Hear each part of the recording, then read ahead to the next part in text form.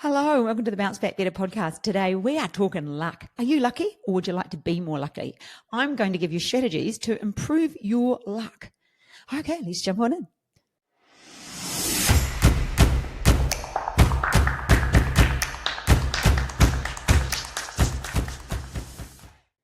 Okay, let's talk lucky. Are you lucky? Do you consider yourself lucky? Or do you think, not really? Let's make a choice right now. Let's you make a choice right now that moving forward from today, you decide that you are lucky. Start noticing how lucky you are. And the thing is with people that are lucky, they're often action takers. They're taking action in the background. Often you might meet somebody who you think, oh, they're so lucky. And you believe they're an overnight success. But oh my goodness, what they put in the background, that work that they already did, made them lucky. And that's what you need to get in the habit of doing. Let's look at my book, 3 Ones In, which, by the way, from halfway through has all the strategies to creating your own luck. It's about creating that confidence, setting the goals, understanding who you are, looking at your flaws, fixing those things, becoming more organized, all of those things that fall into creating more luck. Now, this book, this weekend at the Able Book Awards, I'm winning an award. I'm either first, second, or third. I don't know which it is. I'm not going to Melbourne to receive the award, which is a little bit unfortunate, but too much going on. And to maintain my sanity, which helps with my luck, it's something I won't go and attend because the week after I'm in New Zealand and the week after that I'm in New York to receive 4 awards. Again, I don't know whether I'm first, second, or third, but I am a place getter. One of them is for my book, 3 Ones In the Stevie Awards. And that's a global business award. One is for Maverick of the Year. One is for Women in Property Development. And I honestly can't remember what the other one is. But I created my own luck. Did all that stuff happen overnight? No way. This book took me 4.5 years to write. I believe I was the last writer to write a book before ChatGPT came along. So much effort went into that book. It was such a journey for me, writing the whole thing and putting it down for a wee bit and processing things and then going back to it. So I wasn't an overnight success, and most people who are lucky aren't. The people that lost weight and kept it off and feel fabulous, that didn't happen overnight. They're creating their own luck by feeling more healthy and looking better and liking the way they are because they've created their own luck. They're doing the work in the background. So I suppose in some ways we can say people that are lucky are action takers, people that take that step forward, people that choose to do something and take the actions. Oh my goodness. And I hope she listens to this podcast. I know she's a listener of the Property Mastermind podcast, which is the other podcast that I have, which also won a Gold Stevie Award, by the way, in the Global Business Awards, not in the just women only. So we picked up a Gold Stevie for that podcast. But I spoke to somebody on the phone and she wanted to come into our program because we offer a mentoring program for property development. And I said to her, I just had some things I needed her to overcome. I said, well, you're probably, the journey that you're going to take mean you're going to need to get an investor, and I'm thinking you do this other program first because I don't believe that, I don't sell somebody something just for the sake of it. I believe that was her best path. I kid you not, within 20 minutes, she sent me a text and she said, I've got that investor, now can I do it? What the heck? That is a woman creating her own luck. That is a powerhouse. That is someone who chooses what they want and then goes and gets it. And that's what being lucky is also about, making the choice that you want to do something and then making it happen. Things just don't roll out. They can sometimes, and that's great. But more often than not, we have to make our luck. And we do that by making choices to do things, by acting when we don't always feel like it. It's not always about that overnight success. It's those in some ways, if we took that back to a really micro level, you can't win a raffle if you don't buy a ticket. It's taking those steps toward making yourself more lucky. So the second one we can cover off then is the power of saying yes. What if you said yes to more things than you say no to? What if the answer was yes? Would you like to do that? Yes. Sometimes when we reflect, we think, oh no, that's too hard. Oh no, I don't have the time. And we give ourselves great reasons and excuses why they can't happen. But very often when you say yes to more things come your way. Doors open. And I often see that in my mind's eye. I see a door opening as an opportunity. I've received an email this morning from somebody who wants to improve their financial situation.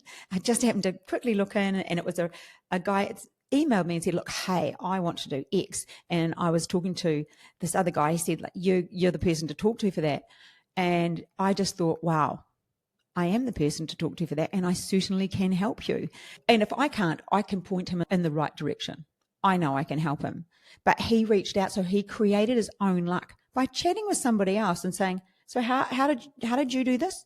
Oh, you went there. And so then he came there. So where in your life do you need to ask that question, to go there, to say yes to more things? Where do you need to say yes? Where are you saying no?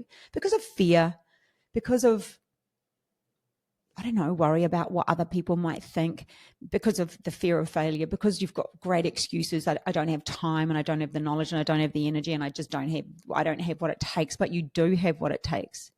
The example of the book for me. Did I ever think I was a book writer? No, not a real book writer. I'd written smaller books, but not one that has pages and pages and pages, like a couple of 100 pages. Look how thick it is. I wrote that whole thing. All of those words are mine. And when I read it now, I'm blown away sometimes. I'm like, wow, did I write that? How good is that? And as I say that with a really big smile. What a sense, what an achievement it is to do something that's on your bucket list, and then just have that feeling of, I did it. And people send me messages saying, oh, I really love that. Or just at Toastmasters last week, one of the women there said, oh yeah, the second time I read it, it just really resonated even more. What? I was just so proud. She read my book twice and it helped her make positive change in her life. Whoa, isn't that what we all want? So she's making herself lucky by reading it that second time. So what do you need to do to make yourself lucky?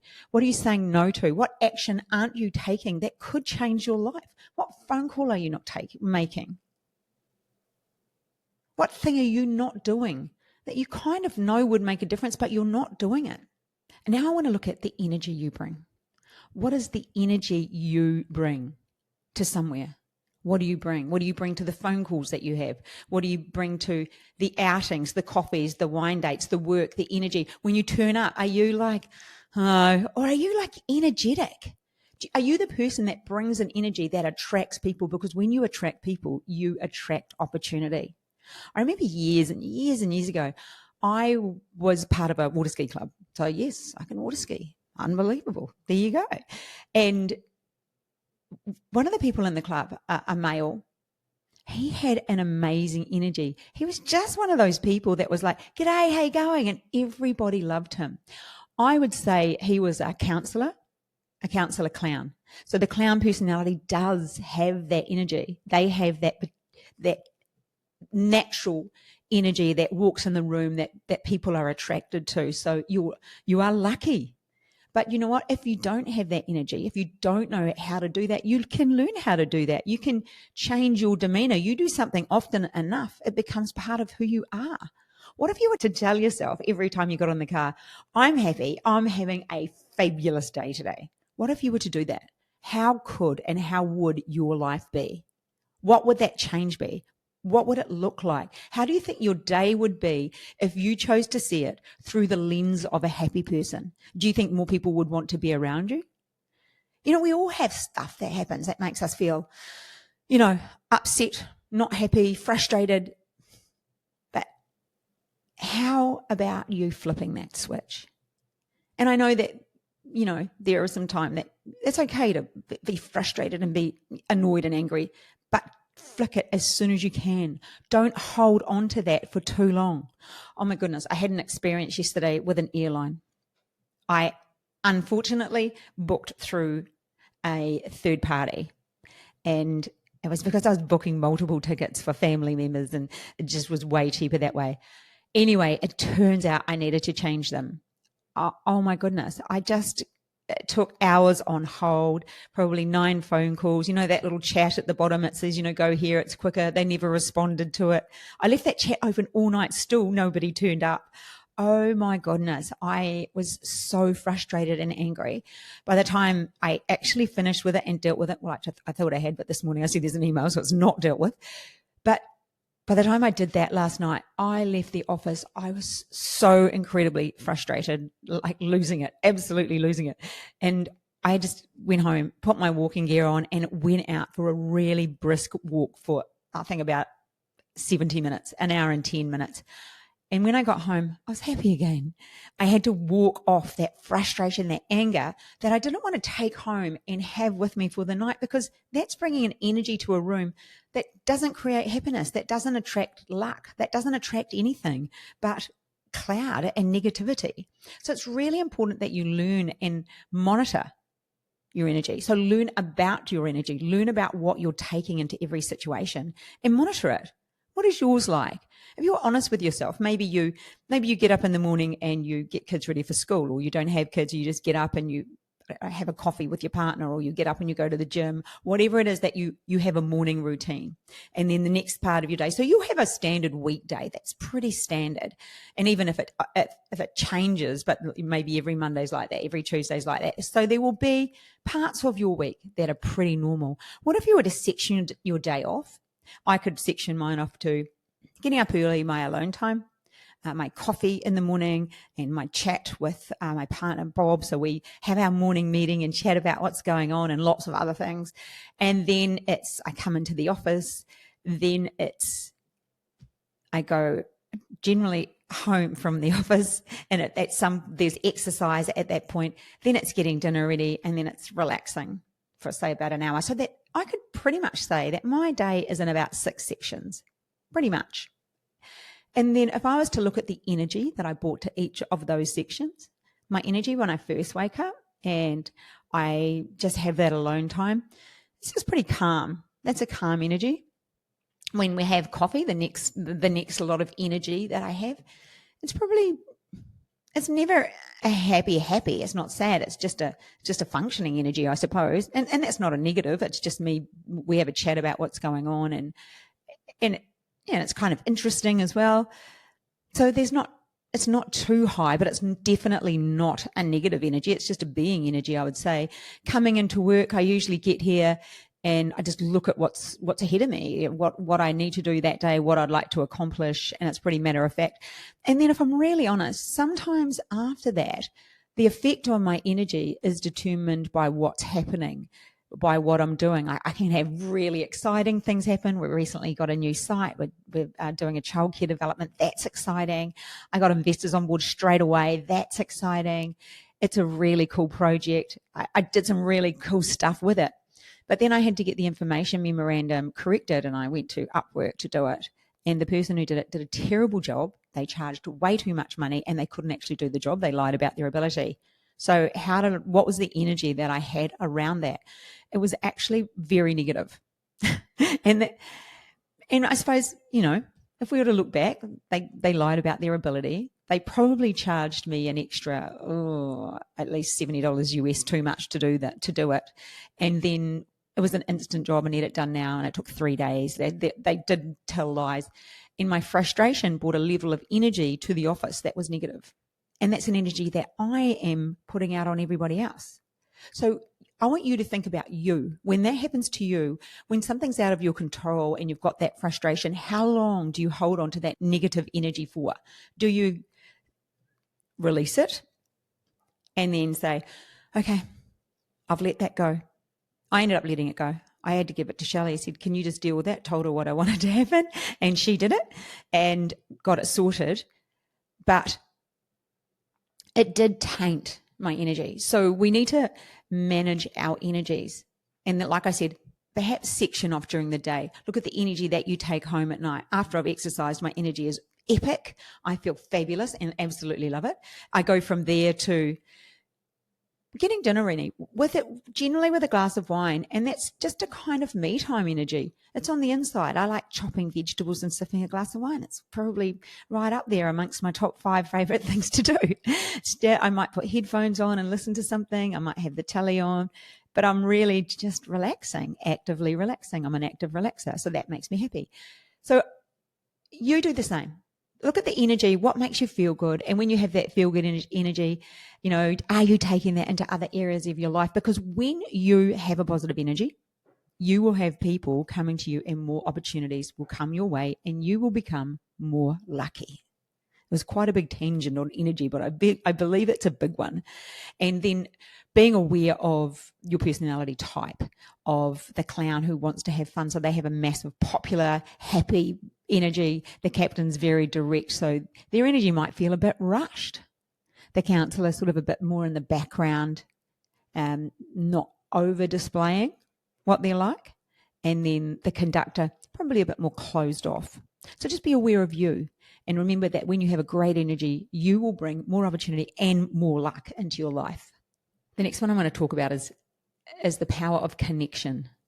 When you connect with people, you make yourself more lucky. I do a whole segment on this within everything that I do around networking, how important networking is to people in business and in life. The more people that you meet, the better, especially in a business sense, but even in a life sense, the better life will be. If we think about it, is one of the primary needs is connection with others.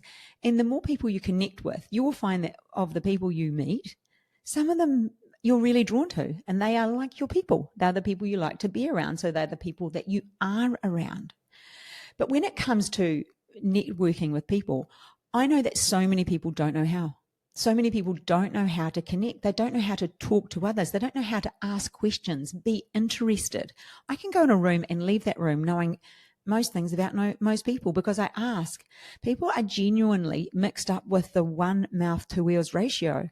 We were given one mouth and two ears because we should listen twice as much as we talk. But people are so busy talking about themselves, they forget to ask about others. What is it that you do? What do you do for fun? It doesn't necessarily have to be what do you do for a job.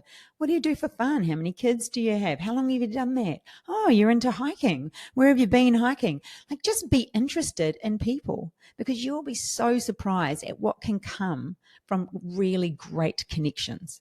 Meeting people, connecting with them, and networking well. Because that's where opportunities happen. You might meet somebody and they might not be for you, but they go home and say, I was talking to such and such yesterday and I met them at XYZ and I think that you should talk to them. And that is gold. It is gold when that happens to you and it's gold when it happens for you. So you can do that for people as well. That isn't just something you want to receive. Connect people with the right people. When you do that for others, others do that for you. And that is just another way that you will become so much more lucky. Doors will open. So learn to network, learn to be interested in people, learn to ask about people. Everyone has a mum and a dad. Everyone has somebody interesting in their family. Oh my goodness, there are 7 kids in my family. There is definitely a couple of very interesting ones in there. And you will have stories that you will remember that are worth sharing, that are entertaining, that are interesting. So learn to network and learn to connect with people. Understand, here's the next one. Understand the power of the macro moments. The macro moments where the little things that happen turn into big things, where you meet somebody and they become a friend because there's a macro moment and then you end up connecting with them and they're in your world after that. I've had so many great business connections from macro moments, meeting people in the gym, having a quick chat, then realizing, oh, that's you.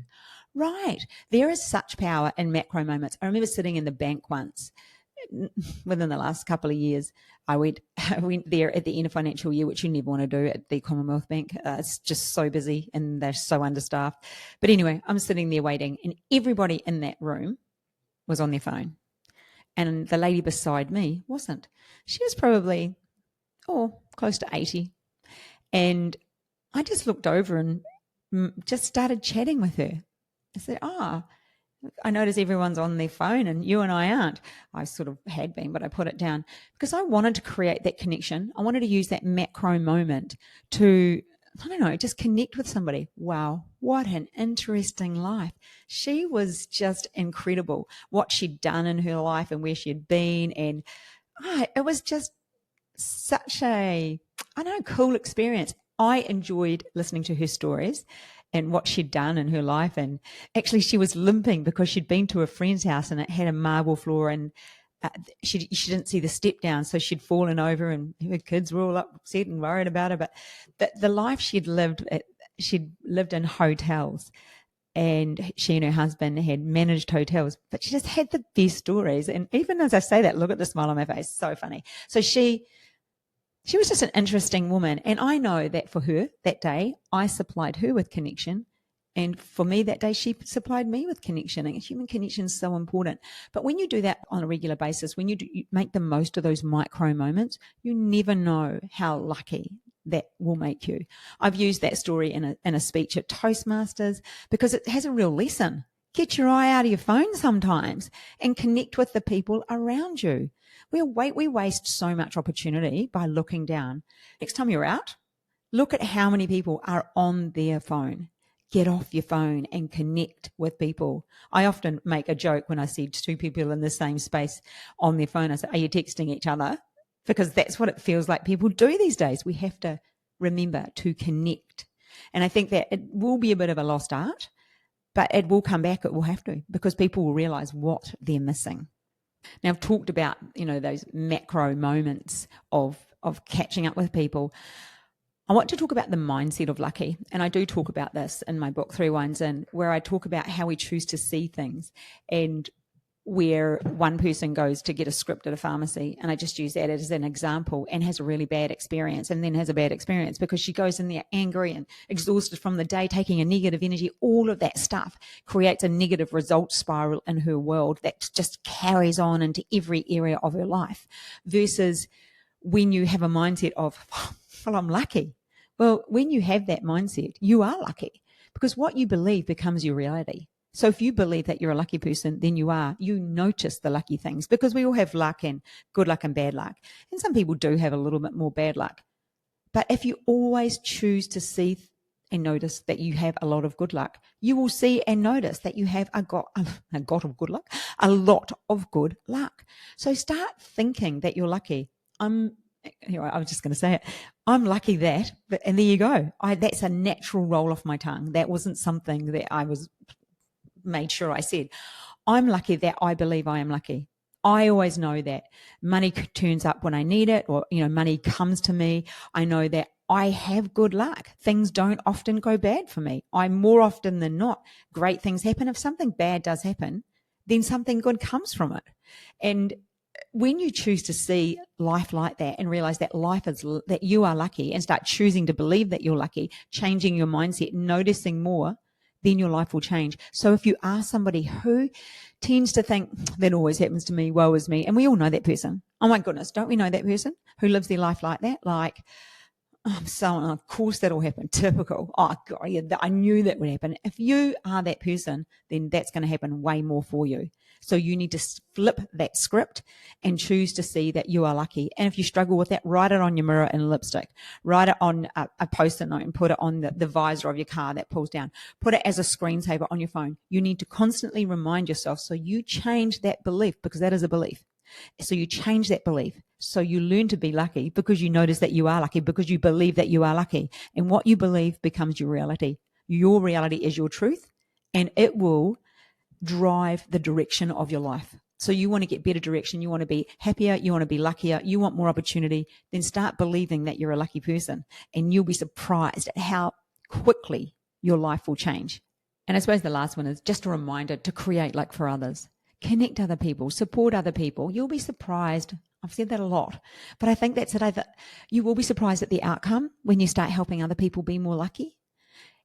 And the reason I say that is because I believe you genuinely will be surprised when you flip the switch and change the script and decide that you're lucky and start creating your own luck. There is no overnight success. We put the work in, all of us. I wrote the book. I do so much outside of what I do for a day job to create the life that I want, to create the body, the health that I have. That all happens outside of my work job, outside of work. So I do that to make myself lucky that I'm healthy, to make myself lucky that I'm not hugely overweight anymore, to make myself lucky that I have energy, to make myself lucky that I can work the hours that I want to work, to be self-employed. All of my life, I've made those choices to be lucky and create a lifestyle that I want. Because I'm lucky, or because I chose to make myself lucky. And I suppose that's the takeaway. Choose to make yourself lucky. If there's something you want, be an action taker and go get it. Change the way you see things. What have I talked about? I've talked about being prepared to be lucky. I've talked about the energy you bring. I've talked about saying yes. I've talked about connecting with people. I've talked about networking with people. I've talked about getting off your phone and noticing what's around you. I've talked about choosing to see yourself as lucky. All of the stuff will make you lucky. They're such small things, but they are so true and they all work. So look at the energy you bring. Bring yourself more luck. Just do the things that you need to do that I've talked about today that will make you more lucky. All right, as usual, do you text a friend and tell them they're amazing? Is that something that you do? I would love you to do that. That's all part of that supporting other people to be lucky because you make that person smile. So when they think of you, they think, oh, yeah, that's what they think. That increases your luck. You always think you're doing it for them. That actually comes back to you. So do text somebody and tell them they're awesome. Thanks. I appreciate you. Something that easy. So text somebody, yes. And I would love for you to subscribe. So hit the subscribe button if you're on YouTube or if you're following on Apple or Spotify. I would love for you to subscribe. And remember the big one, share this with somebody you think needs to increase their luck just a little bit. Somebody who maybe says, oh, I'm so unlucky. Or somebody who you think's a little bit down at that minute. And this might help them to bounce back better. All right. I hope you have a fabulous week. And it's great to be back. There's been a few weeks off. It's been a little crazy. But, I've just been busy making myself lucky. I'll catch you again next week. See ya.